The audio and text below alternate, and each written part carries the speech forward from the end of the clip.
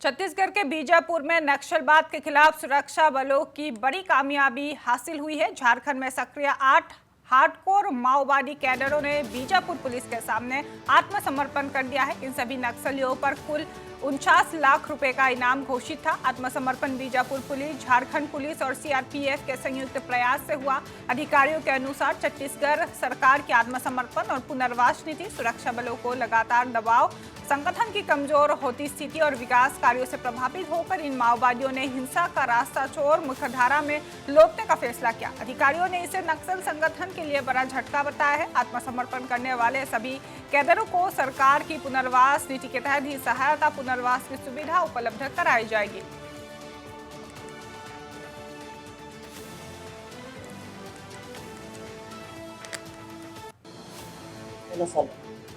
Sir मूल रूप से मेरा ये बीजापुर जिला है, यहीं के रहने वाला हूँ।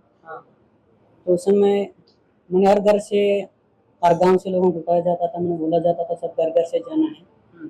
तो उसको सुनकर के और बाकी यहाँ मैंने मान लीजिए पूरा गांव में ऐसी स्थिति था कि सब घर से जा रहे थे, हम भी खुशी से गए थे। गंगालूर थाना सावनार गाँव है सर। जी सर। कौन कौन से ऐसे बड़ी घटनाओं में आप शामिल रहे हैं? ऐसा वहाँ तो हम जाने के बाद बड़ा घटना तो हम लोगों की तरफ से नहीं हुआ सर। हम लोग मैंने फोर्स की तरफ से हमारे ऊपर वाले हम लोग की तरफ से बड़ा घटना नहीं किए हैं। हम 2014 में वहाँ गए हैं झारखंड में सर। मैंने हमको वहाँ से आने में मैंने थोड़ा मेरा कहने से क्या जरूरत नहीं था, थोड़ा हमको बनाना पड़ा। हम यहाँ का मैंने बीजापुर पुलिस, उसके बाद वहाँ का मैंने राज्य पुलिस, उसके बाद सीआरपीएफ का हमको मदद लेना पड़ा। उसके थ्रू से हम यहाँ आए हैं सर। लास्ट मैंने हम लोग 8 जन निकले, वहाँ होगा झारखंड में अभी भी 20-15 जन ऐसे होंगे, उससे ज़्यादा नहीं है झारखंड में। छत्तीसगढ़ बीजेपी के प्रदेश अध्यक्ष और जगदलपुर विधायक किरण सिंह देव उत्तर प्रदेश के ललितपुर में सड़क दुर्घटना का शिकार हो गए हैं। जानकारी के अनुसार वे अपने परिवार के साथ बागेश्वर धाम से दर्शन कर लौट रहे थे। इसी दौरान ललितपुर के पास एक अन्य वाहन ने उनकी इनोवा कार को कट मार दिया, जिससे कार का संतुलन बिगड़ गया और वो सड़क किनारे खड़े ट्रक से जा टकराए।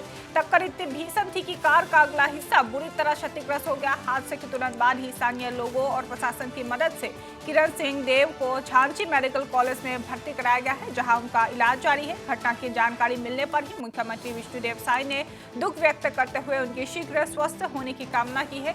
मुख्यमंत्री ने चिकित्सकों से स्वास्थ्य की जानकारी ली, अधिकारियों को समन्वय बनाकर बेहतर इलाज सुनिश्चित करने का निर्देश दिया है। साथ ही उन्होंने मां दंतेश्वरी से किरण सिंह देव के शीघ्र स्वस्थ होकर जन सेवा में लौटने की प्रार्थना की।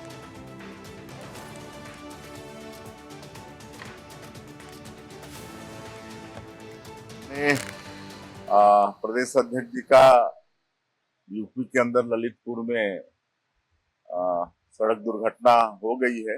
वो घायल हुए हैं और वहां पर झांसी सीएचसी में उनका प्राथमिक उपचार हुआ है। उसके बाद वो झांसी मेडिकल कॉलेज में हैं और कल उनको दिल्ली शिफ्ट करेंगे। वैसे चिंता की कोई बात नहीं। जानकारी मिली है कि ललितपुर के आसपास उनकी कार एक्सीडेंट हुआ है, लेकिन बातचीत हुई है मेरी, इसमें किसी प्रकार का चोट, गंभीर चोट आया है ऐसा नहीं है।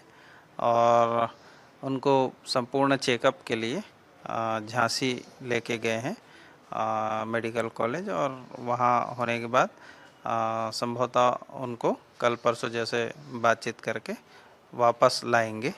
और ऐसे कोई घबराने का या ऐसे कोई चोट आई है ज़्यादा